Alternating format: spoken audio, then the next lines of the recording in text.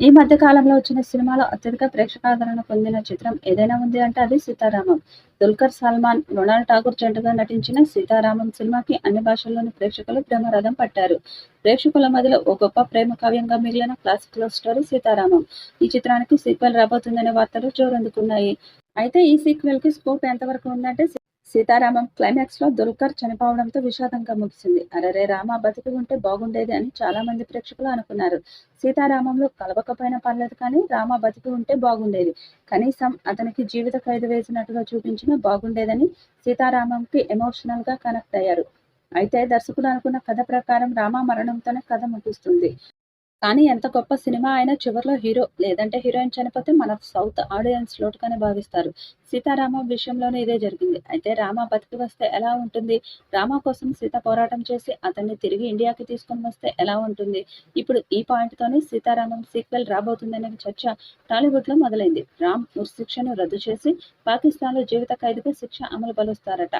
రామ్ బతికే ఉన్నాడన్న నిజాన్ని అఫ్రీన్ ద్వారా తెలుసుకున్న సీత రామ్‌ని ఇండియాకి ఎలా రప్పించింది అన్న కథాంశంతో 'సీతారామం 2' ఉండబోతుందట.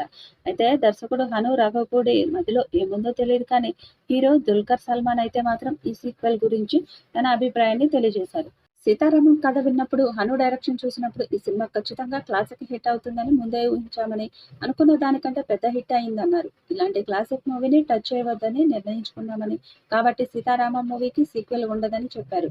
మరి దర్శకులు, ప్రొడ్యూసర్ మదిలో ఏముందో 'సీతారామం' సీక్వెల్ వస్తుందా? లేదంటే ఇవి వట్టి పుకార్లకే పరిమితం అవుతుందో చూడాలి మరి. కానీ ఈ సీక్వెల్ కి సంబంధించిన వార్త అయితే వైరల్ అవుతుండడం విశేషం. ఇక 'సీతారామం' సీక్వెల్ స్టోరీ లైన్ గురించి వస్తున్న విషయానికి వస్తే పాకిస్తాన్‌లో యుద్ధ ఖైదీగా ఉన్నటువంటి రామ్‌ని ఉరిశిక్ష అంచుల వరకు తీసుకెళ్లినట్టుగా పార్ట్ 1లో మనకి చూపించిన విషయం తెలిసిందే. అయితే ఇక్కడ అసలైన విషయం ఉందని రాముని ఉరి తీయకుండా జీవిత ఖైదు శిక్ష విధించినట్టు సీక్వెల్‌లో చూపించబోతున్నట్టు తెలుస్తున్న సమాచారం. సీతకు ఉత్తరాన్ని అందజేసిన అఫ్రీన్ తన స్వదేశానికి తిరిగి పాకిస్తాన్‌కి చేరుకున్న తర్వాత రామ్ గురించి మరిన్ని విషయాలు తెలుసుకొని సీతకు ఆ విషయాన్ని తెలియజేయాలని పాకిస్తాన్ ఆర్మీలో ఒక సోల్జర్‌గా జాయిన్ అవుతుంది.